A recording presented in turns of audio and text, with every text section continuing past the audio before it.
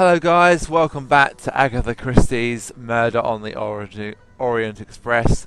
My let's play for the moment, and trying to get this done tonight, not tonight, maybe tonight. Could be well tonight, but definitely going to get it done over this course of this weekend, and then upload over the rest of this month.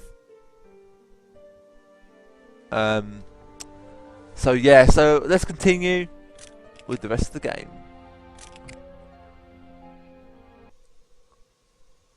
Now we've spoken, we're now going to talk to this woman here and get anything.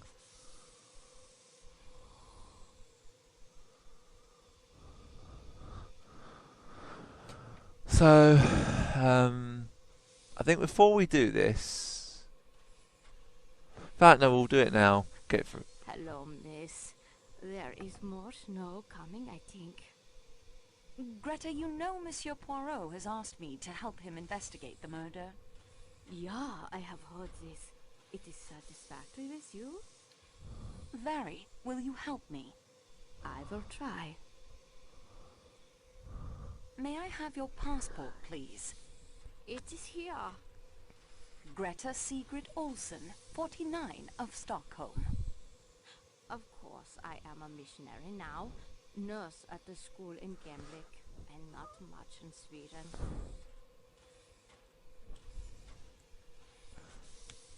You gave Mrs. Hubbard a headache powder last night? Yeah, poor lady with the pain in the head. That was around 10:40, I believe. I am not sure. Okay. Did you leave this compartment again after helping Monsieur Poirot? His ankle is not so very injured, you know. I looked at it again this morning. I think he is not as brave as some of my little children. After Monsieur Poirot? I woke several times, of course, but it is because you were peeking out and leaving the compartment, not I. After that? When you finally settled down. No, I was very tired from all the activity. I slept. If I had gone out, would you not have noticed? I'm not sure. You were here in the lower berth. I slept until the morning. I slept soundly enough that you might have gone out again. I do not know about that, but I myself was sleeping. Your dressing gown is brown, is it not? Yeah, you have seen it for yourself. Very comfortable, of Jäger wool. Did you see anyone in the corridor when you took Mrs. Hubbard the medicine? Not in the corridor, no. Somewhere else? I opened the door to the dead man's compartment by mistake. Mr. Ratchet. I was much ashamed. What did you and Mrs. Hubbard talk about? The pain in her head. It started at the back and sweep itself forward over her eyes and... Anything else? She asked me if the door between her compartment and Mr. Ratchet's is locked. I check it for her. And? It is locked. Did you actually see him? Yeah, in his bed he was, reading a book. Did he say anything to you? He laughed. He invited me. I do not care to repeat what he said. It inflamed my cheeks. I left at once naturally and went into Mrs. Hubbard. That means you were the last person to see Monsieur Ratchet alive. I am suspected. Of all the people aboard the train, I am suspected. Have you ever been in America? No. Almost I go once. I was to accompany an invalid lady, but it was cancelled. I much regret it. They are very generous, the Americans. They give much money to schools and hospitals, and they are very practical. Do you remember hearing of the Armstrong kidnapping case? No. What was that? A little girl was kidnapped and murdered. Her mother and an unborn child died in childbirth. A member of the staff committed suicide. Monsieur Ratchet was the man behind the kidnapping. That there are in the world such evil men. It tries one's faith. The poor mother, my heart aches for her. Good day to you, mademoiselle. All right.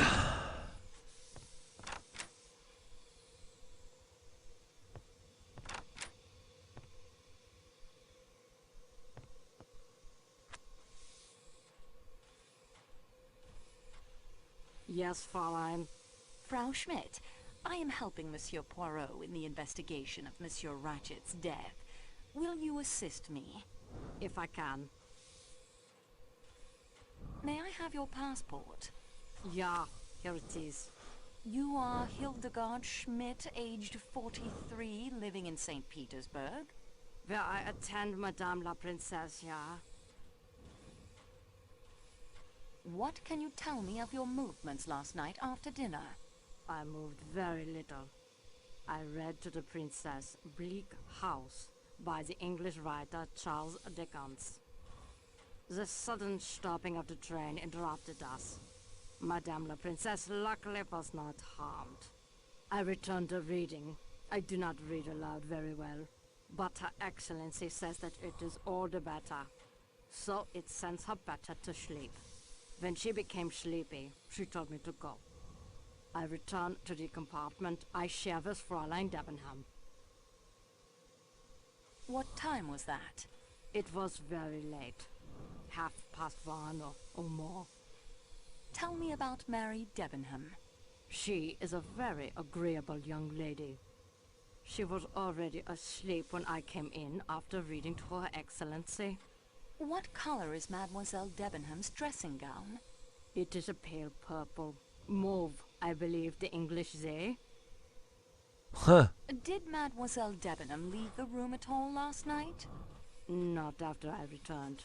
I sleep lightly, Fräulein. You understand, should Her Excellency require me. Have you ever been to America? No, never. I should like to go someday. Do you know who this man Ratchet really was? He was not Ratchet? His name was Cassetti. He was responsible for the death of a small child named Daisy Armstrong. My God! I have heard of that. The kidnapping. It was wicked. Wicked! We are not so wicked as that in Germany. Is this your handkerchief, Frau Schmidt? No, it is not mine. It has the letter H, you see. Ah, but it is a lady's handkerchief, that. A very expensive cambric handkerchief, embroidered by hand. It comes from Paris, I should say. Did you see anyone as you returned to your compartment? Only an attendant. He was sitting at the end of the corridor. No, Fräulein. He came out of one of the compartments in the middle. 2 or 3 doors from Madame la Princesse. Was it Mrs. Hubbard's compartment? It may have been. But I saw him come out. You weren't in the corridor. I most certainly was. He nearly ran into me, apologized, and hurried off in the direction of the salon car. A bell began ringing, but I do not think he answered it. Then the bell started ringing? Yes, Fräulein. The attendant was Michel. Our regular attendant. No, Fräulein. What? What did he look like? Small, dark. He had a little mustache. His voice, when he said, "Pardon," was weak and high-pitched. Higher than mine. I'd never seen him before. Good day to you, mademoiselle. That's strange. We don't have an attendant like that.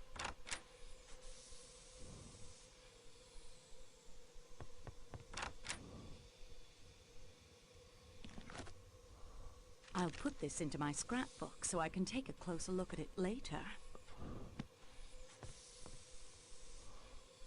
Say, this is mighty nice. What can I do for you? My name is Antoinette Marceau. I'm assisting Monsieur Poirot with his investigation. You know the name, perhaps? It does seem familiar, only I always thought it was a dressmaker.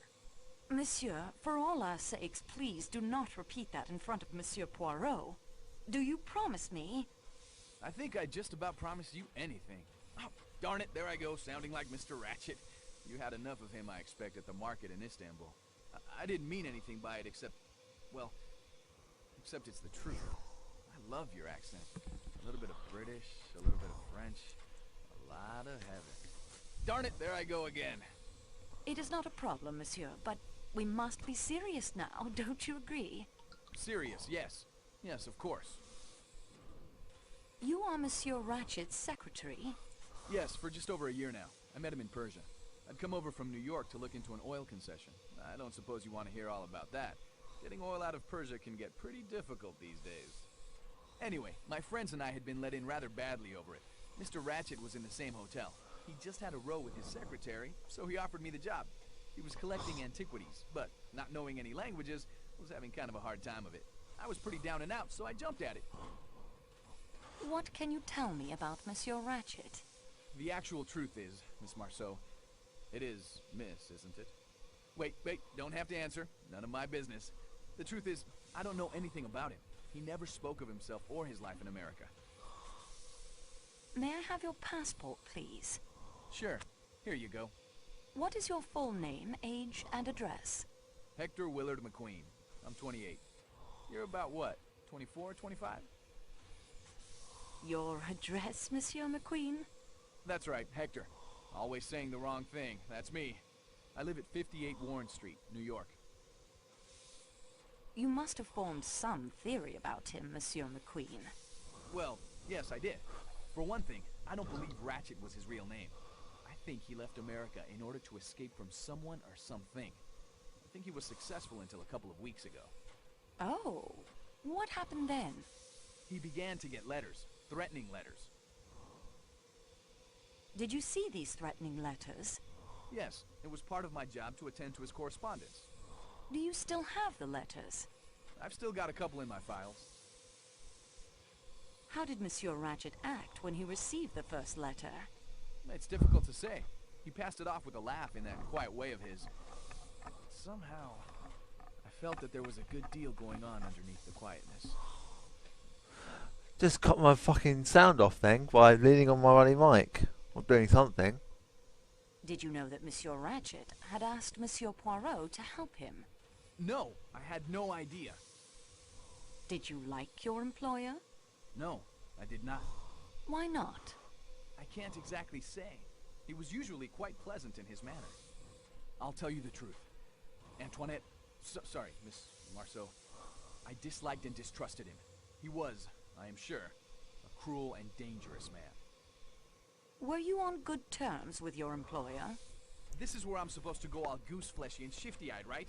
Like some thriller? You got nothing on me! And so on? Yeah, sorry, but Ratchet and I were on perfectly good terms. When did you last see Monsieur Ratchet alive? Last evening about 10 o'clock, I guess. Masterman fetched me. Mr. Ratchet wanted me to take down some memoranda for him. On what subject? Some pottery he'd bought, and a statue we were bringing back to Paris with us. It's in the baggage car. Monsieur McQueen, you are correct. Ratchet was an alias. I knew it! Who was he?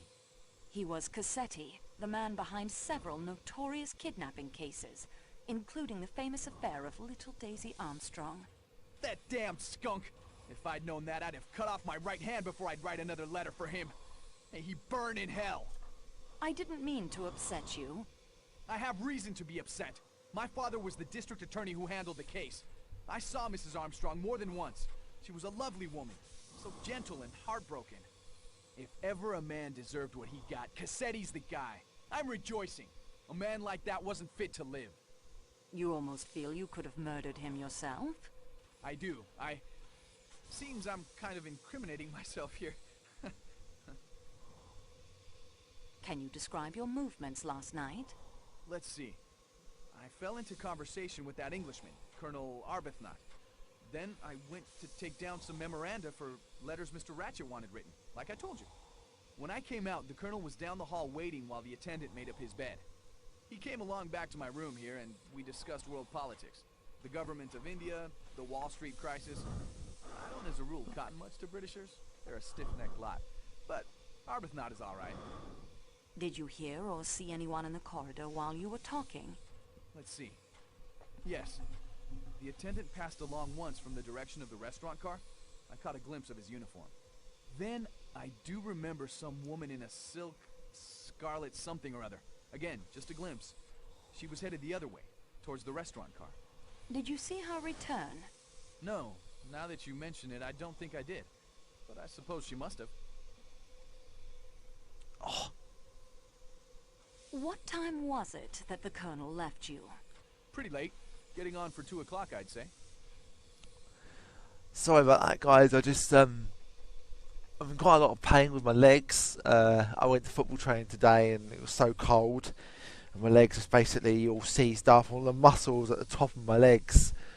They're just really, really painful. It still hurt now. You were together when the train stopped. Yeah, shook me up a bit. But the colonel was as cool as ice water. He's been in some tough scrapes, I'd guess. A near train wreck didn't even make him blink. What happened after Colonel Arbuthnot said goodnight? I called the attendant to make up my bed, and then hit the sack. What sack did you hit, and why? I went to bed. Slept till morning. Do you smoke a pipe, Monsieur McQueen? Nope. Don't smoke at all, as a matter of fact. I know they say it's healthy, but I don't believe them. During the evening, did you leave the train at all? Only when Arbuthnot and I got out at Belgrade to stretch our legs. When we saw you. But it was bitterly cold, so we hopped back on again. Which door did you use? The one closest to here. Do you remember if the door you used was bolted? Yes, I seem to remember it was. At least there was a kind of bar that fitted across the handle. Did you replace the bar when you returned to the train? You know, I don't think I did. I remember now. I left it unbolted for you. Say, listen. Since we know that Ratchet was really that swine Cassetti, there's something you should know. Yes. One night, late, after he'd received those threatening letters, I heard him working at my typewriter. He never did that. He always dictated his letters to me. From then on, wherever we were, he insisted on access to the safe. Whatever that document was, it was important enough that he traveled with it wherever we went. If there wasn't a safe available, he had one installed. I know for a fact he had one installed in the security room in the baggage car. I saw it when we were loading his crate. Do you have the combination? If he didn't trust me to type it for him, you really think he'd give me the combination? Good day to you, monsieur. Oh my days.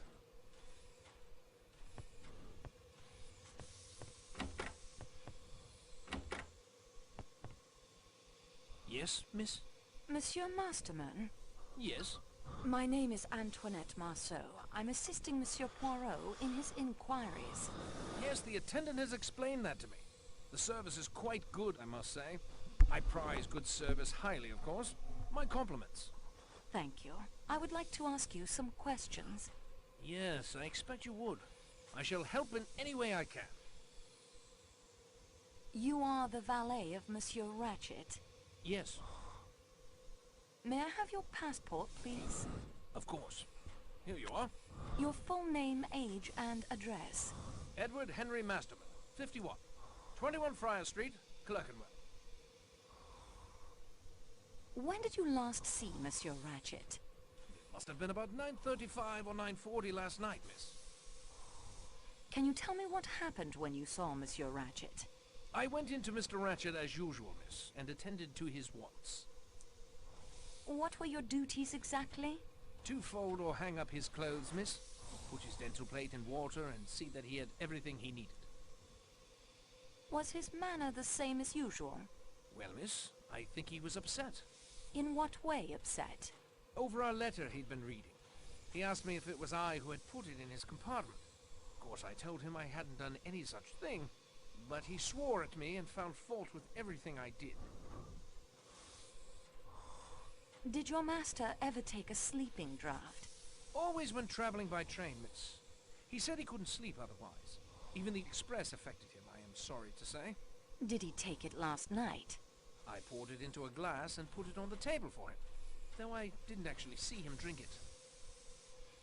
Was it unusual for him to swear at you? Oh no, miss. He lost his temper easily. It just depended what had happened to upset him. Do you know what drug he was in the habit of taking? I couldn't say I'm sure, miss. There's no name on the bottle. Just sleeping draught, and to be taken at bedtime. When was his usual bedtime, when aboard the train? At midnight, miss, or later. With the avalanche last night, I fancy he wouldn't fall asleep until closer to 1. Did you mix his usual dose of the sleeping draught?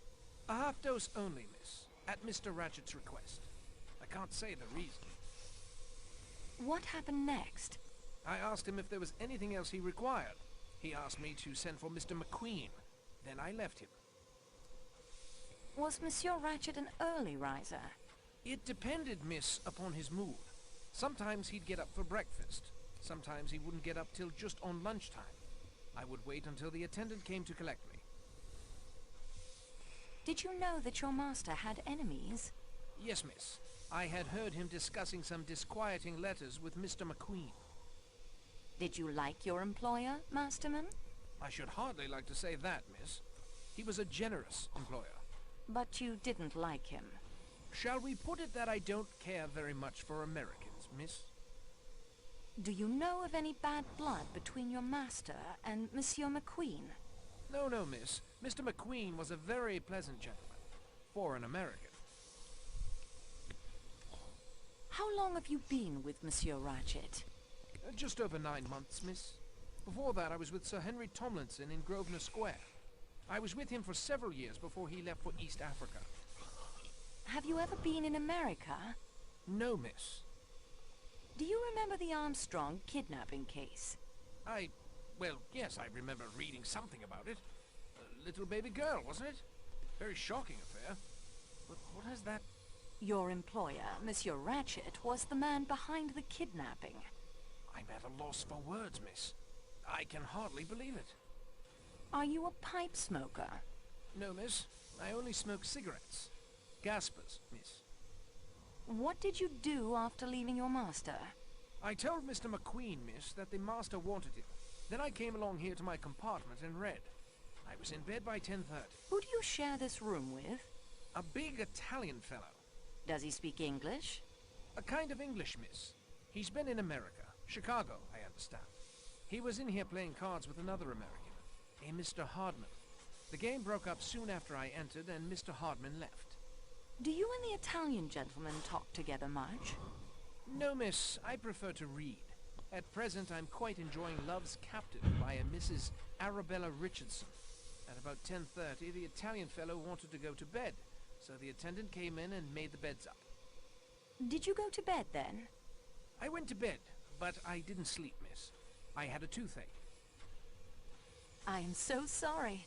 Was your toothache painful? Most painful, miss. I applied some oil of cloves, which relieved the pain a little, but I still was not able to get to sleep. I turned the light on over my berth and continued to read, to take my mind off of it, as it were. You did not sleep at all? I finally dropped off about 4 this morning. Did the Italian gentleman sleep? Him? Oh, he snored. I confess I envied Mr. Ratchet his sleeping draught, miss. Did you leave the compartment at all? No, miss. Did you hear anything during the night? I don't think so, miss. The train being at a standstill made it all very quiet. Did your companion leave the compartment at all during the night? No, miss. Au revoir, monsieur. Oh, Jesus. This is taking a long time to question everyone.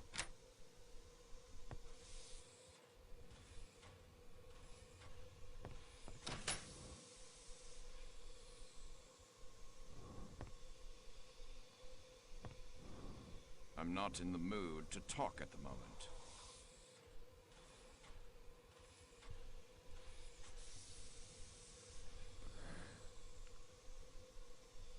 Please, Leave me alone for the moment.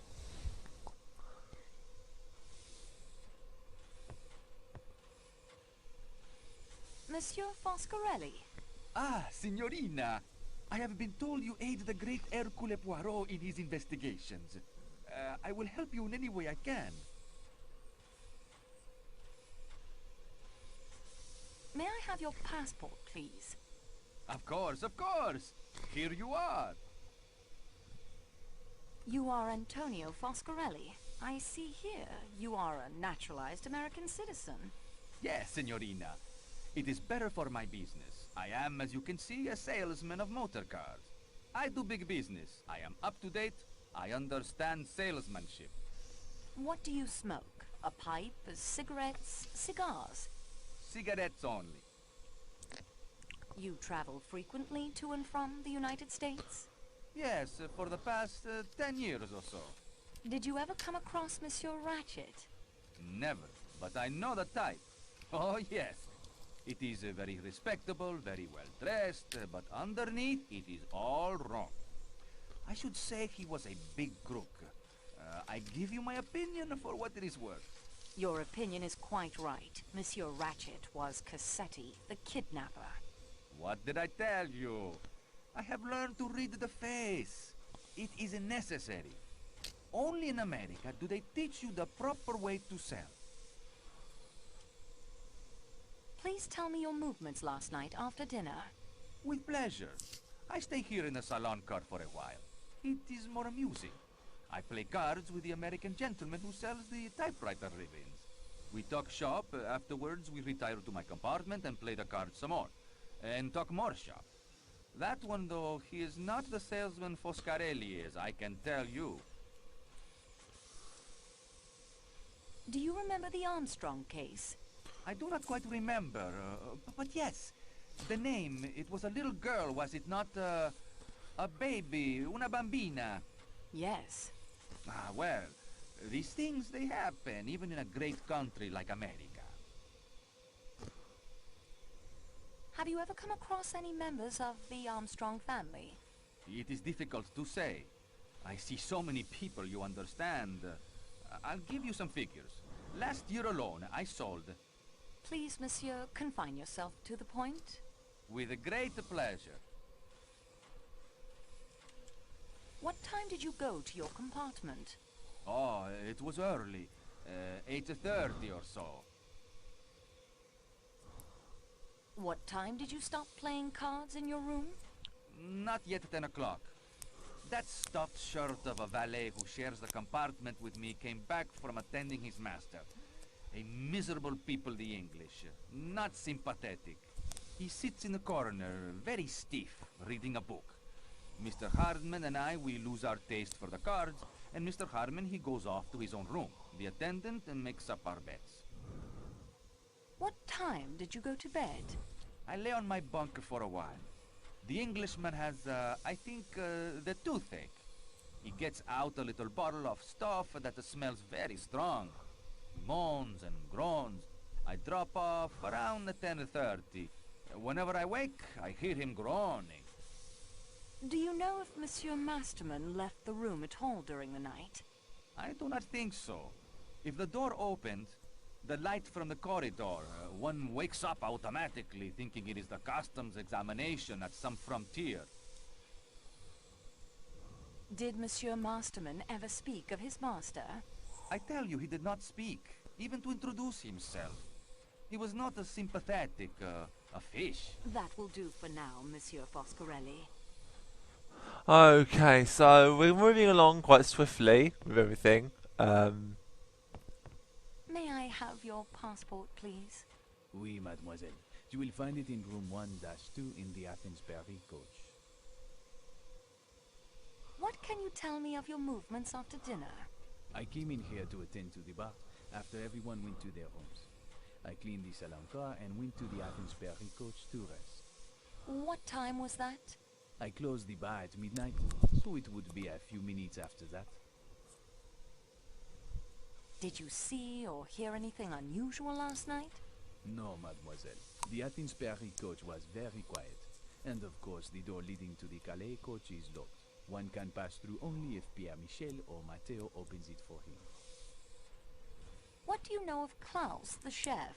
Un artiste de la cuisine, and just as temperamental as a painter. Vous comprenez? No one is allowed to enter his kitchen. His menu seems to overemphasize meat dishes. It is true that they call him Le Boucher, but not to his face, of course. The butcher. It suits him. Klaus seems even more temperamental than usual today. I fear an approaching catastrophe, mademoiselle.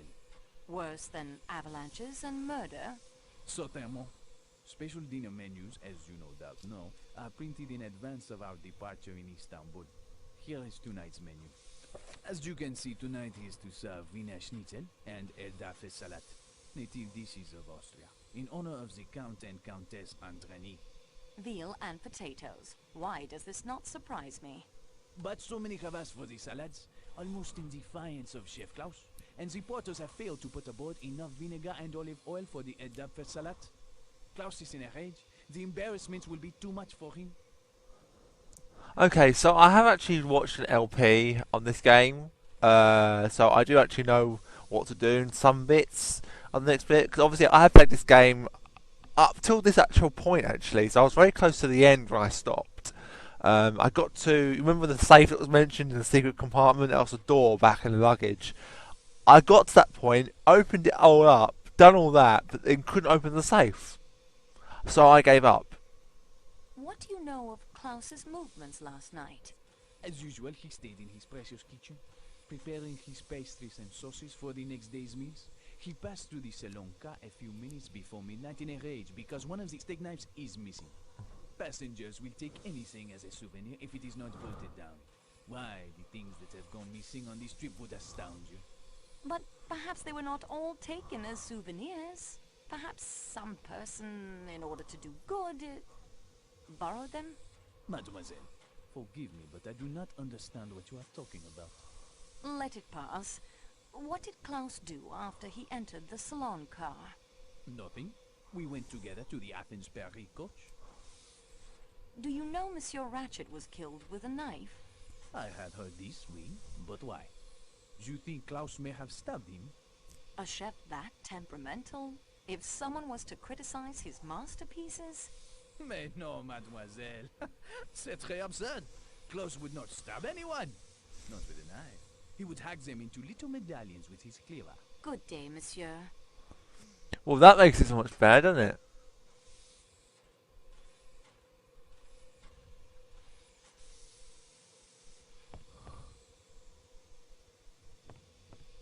I'm not in the mood to talk right now.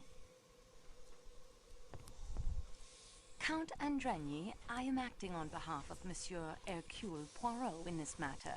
May I speak with you? I quite understand your position. I will do anything I can to assist you. May I have your passport, please? Yes, certainly. Rudolf Joseph Andrigny, aged 34. A diplomatic passport. Yes, I am in the Hungarian consular service. Wife Elena Maria Andrigny, aged 20. Yes, we have only been married a year. Aged 20, thank you. Are you aware of the identity of the deceased, monsieur? If you want to know his name, surely it is in his passport. The name on his passport is Ratchet. That is not his real name. He is in fact Cassetti, who was responsible for the kidnapping and death of a child in America. Ah, that certainly should throw light upon the matter. Have you been to America, Monsieur Leconte? Yes, I was in Washington for a year. Extraordinary country. Did you know the Armstrong family? The kidnapped victims. Yes. Armstrong. It is difficult to recall. So many diplomatic functions. So many hands to shake. I cannot recall. I'm sorry. Can you tell me how you spent the evening after dinner last night? We had my wife's compartment made up while we were at dinner. On returning, we sat up in mine playing croquet. At about 11 o'clock, my wife retired for the night. The attendant made up my compartment, and I also went to bed.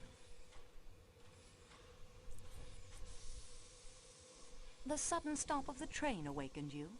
Naturally. I learned from the attendant of the avalanche, then went in to my wife and comforted her. When did you return to your own compartment? Well, I didn't, actually. That is to say, I did not like to leave my wife alone after the shock. We passed the remainder of the night together. Other than the train stopping, did you notice anything unusual? No, I don't think so. I dropped off to sleep sometime before 2 a.m. and slept through until this morning. You didn't hear the commotion in the compartment next to yours? The American lady who occupies it had quite an attack of hysterics and rang repeatedly for the attendant. When was this? At approximately 1:15. No, I'm afraid I didn't notice. Sorry about that, guys. Knocking my mic. Do you smoke, Monsieur Lecomte? The occasional cigar only. They are always offered to me, you understand, but I do not much like them. That will do for now, Count Endraigny. Countess, may I ask you some questions regarding the death of Monsieur Ratchet? I'm not sure what I can do to help, but I'll try. Have you been to America? No, mademoiselle. My husband was posted there. Diplomatic duties. But we were not married then. What is the color of your dressing gown? Why do you ask me that? Detectives have to ask all sorts of questions. Forgive me. It is yellow. Corn-colored chiffon. Are you really a detective, mademoiselle? I was told you worked for the railway. Well, I'm assisting a detective. That's what I meant. Is he a Yugoslavian detective? I think he would tell you he belongs to the world, madame. When did you fall asleep last night? Soon after 1 o'clock, I believe. Did you hear or see anything unusual last evening? After the train stopped? Yes. No, I don't think so. You didn't hear Mrs. Hubbard ringing her bell and calling out at around 1:15? No, it would be very unlikely if I did. I'm sorry. That will do for now, Countess. Oh, God. I'm sorry to disturb you. Not at all. As you can see, I'm not exactly occupied at the moment. And I do know you're helping that funny little Belgian detective. What can I do for you? Your full name, permanent address, and age, please. Mary Hermione Debenham. 32. I'm between permanent addresses at the moment. What can you tell me of the murder last night? I'm afraid I have nothing to tell you. I went to bed and slept. You seem very at ease. Are you not distressed by what has happened? Distressed? I have not really thought about it from that point of view. No, I cannot say that I am at all distressed. After all, people die every day. They die, yes, but murder is thankfully a little more rare. Were you acquainted with Monsieur Ratchet? I saw him for the first time at dinner last night. Oh, I suppose at the station, perhaps. I don't recall. How did he strike you? I hardly noticed him. He did not strike you as an evil personality? Really, I cannot say I thought about it. Whether or not I liked Mr. Ratchet's face does not seem to be helpful in finding out who killed him. Do you know who Monsieur Ratchet really was? Haven't a clue. Who was he? Cassetti, the man behind the Armstrong kidnapping. That was quite abominable. Where did you begin your journey? Baghdad. What were you doing there? I have been acting as governess to 2 children. What is your final destination? London. I'm giving up on Baghdad. Not much happens there. I'm hoping to find a suitable post in London. What can you tell me about Mademoiselle Schmidt? She's a nearly perfect traveling companion. Quiet, polite, thinks the world of her princess. What is the color of her dressing gown? Her dressing gown. It's dark blue. Flannel. Did Mademoiselle Schmidt leave your compartment at any time during the night? She was with the princess, reading, I believe, until quite late. I awoke when she returned. I remember thinking she was not paid enough for such long hours and checked my watch. It was 12:38. How well do you know Colonel Arbuthnot? That's a very impertinent question, and I'll not answer it. Thank you, Mademoiselle Debenham. Okay.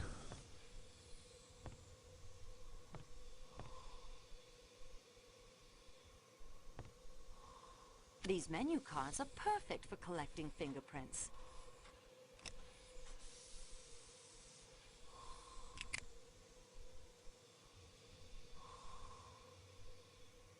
Very appetizing in other circumstances, but... Monsieur Klaus, I understand you need olive oil and vinegar for tonight's meal. Yeah, the food porters in Istanbul did not load enough. I am shamed if I cannot prepare the promised Wiener Schnitzel and Erdapfel salad for the Count and Countess Andreni. How rude. Monsieur Klaus. Yeah. Well, I never. Alright, let's go and sort out his bloody thing, shall we? I already know what to do with this. These items do not belong to any of the passengers. I've already said I'd better put...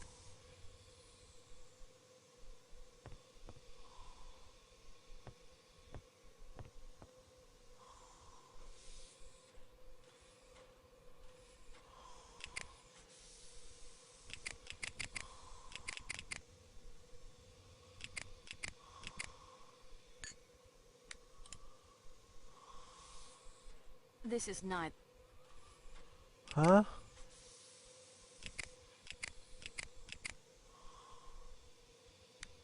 Oh crap.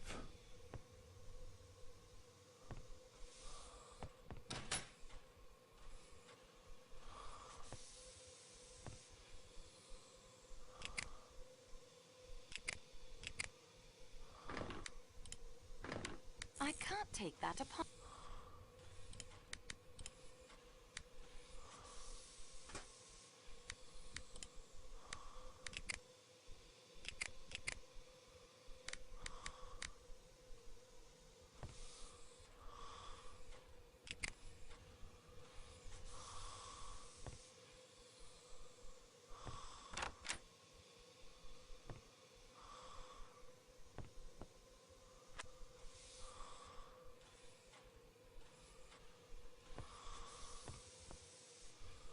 Right, let's get the rest of these.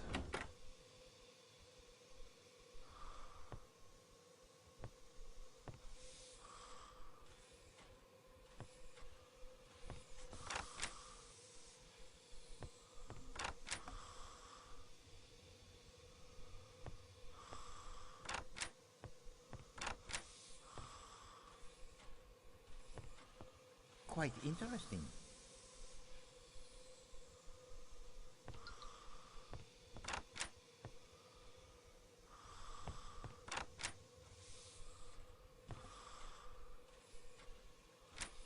Nothing to... I won't find anything else. Nothing else to...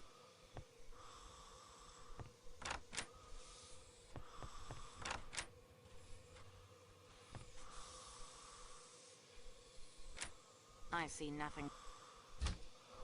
Oh man. Oh my god, that made me jump seeing that.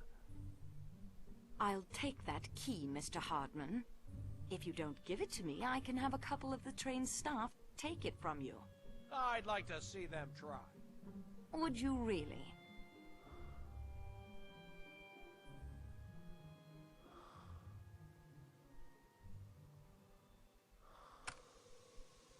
What were you doing going through Michelle's belongings? Your job. You know I'm assisting Monsieur Poirot. Sure. Begin the interrogation. What is your profession? I'm a salesman. Typewriting ribbons. Do you always travel first class, Monsieur Hartman? Sure. The firm pays my traveling expenses. Where is your destination? Paris. And from there? New York. What can you tell me about the murder? Nothing at all. That is a pity. What were you doing outside Monsieur Ratchet's window? Okay, there were footprints there. Man's shoe, but not a large one. Size 7, maybe. I followed the tracks, then it looked like whoever made them put on some snowshoes and headed out over that deep snow near the back of the train. I would like to take your fingerprints. I guess it's okay.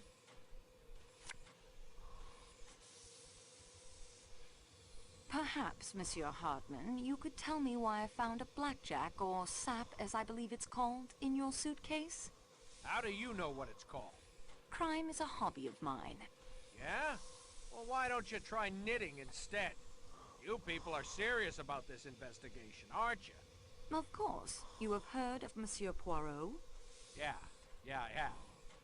I think I better come clean, or I could find myself in a lot of hot water here. I would advise you to come clean. Okay, I don't know anything, like I said. But I ought to know something. That's what makes me sore. I ought to. My passport's a bit of a bluff. That's who I really am. Please explain. I showed up at the appointed time. Ratchet put me wise to the situation. The threatening letters? Yeah, he showed me 2 of them. Did Monsieur Ratchet seem alarmed by the letters? Pretended not to be. He was rattled, all right. What instructions did he give you? I was to travel by the same train he did to Paris and see that nobody got him. That's the thing. I did travel by the same train, and in spite of me, somebody did get him. I feel sore about that. Doesn't look any too good for me. Did he have any idea who the letters were from? Well, Ratchet described him to me. What? Sure. Said he was a small man, dark, with a kind of womanish voice. Did Monsieur Ratchet not tell you the man's name? Nope. Ratchet was Cassetti, the Armstrong murderer. No kidding. Should have recognized him. I mean, I suppose I saw photos of him in the papers and everything. Well, that explains it. Cassetti made a lot of enemies in the American underworld. He often skipped when the heat was on, leaving his partners in crime to face the music. Some assassin finally caught up with him. Say, I've really fallen down on this thing. And with a famous detective like Mr. Poirot on the case, too. This won't do my rep any good with my boss, Mr. McNeil, if it gets back to him. I'm in the same predicament, Monsieur Hartman, believe me. You are? Well, that's good. I mean, bad for you, but... Say, listen. If we could keep the mess I've made out of this thing between ourselves... I must tell Monsieur Poirot everything. Oh, sure. I'll have to swallow my professional pride there, but if we can keep it on this side of the Atlantic, maybe, I'd really appreciate it. I'll see what I can do. Do you know anyone connected with the Armstrong case who matches the description Monsieur Ratchet gave you? Well, that's hard to say. They're mostly dead, aren't they? Yes. Mrs. Armstrong, Colonel Armstrong, the nursemaid who threw herself out a window. I remember now. The nursemaid was suspected. She killed herself even though she was eventually cleared. Are you all right? Yeah, I'm okay. Snow is very bright. So, yeah, that nursemaid was a foreigner, I think. Maybe she had some foreign relations or something. But that wasn't the first time Cassetti had run that kidnapping stunt. I bet there are lots of people had it in for him. Please tell me your movements after dinner last night. I played some cards with that Italian guy at the front on the coach. Then when people started turning in, I went back to my room. Stayed up all night. Had my door a bit ajar so I could keep watch. But nobody could see me. You get it? I understand how it is done, yes. Could you see the attendant from that position? Sure. He sits on that little seat right past my room. Can you describe his movements? Let's see. He answered a couple of bells after the snow stopped us. Went back into the rear coach for 10 minutes or so. Then there was a bell ringing like mad and he came running back. I got a bit nervous over that. But it was just that talkative American dame raising hell about something or other. Bit later, he headed off to make somebody's bed up. Then he settled in. Did you see anyone moving up and down the passage? Nope.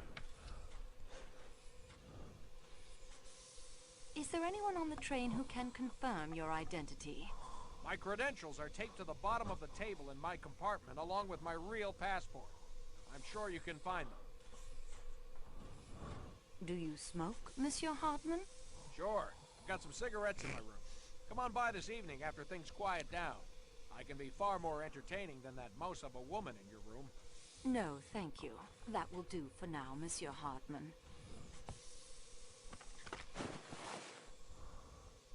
Pierre Michel's passport, and an old photograph. I'll just borrow both of them.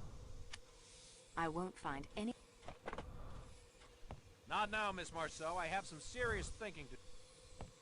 I wouldn't want to get caught out in...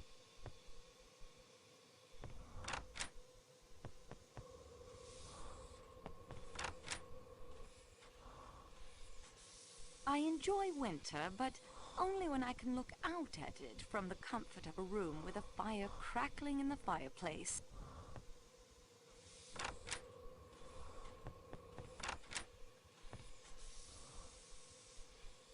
I've already... Oh guys, you know what? I'm going to call this video. We've gone for quite a long time now, and it's just going to be me talking, so it can be quite daunting in a very long video. So thanks you very much for watching, guys, and I'll see you in the next video. Ta-ta for now.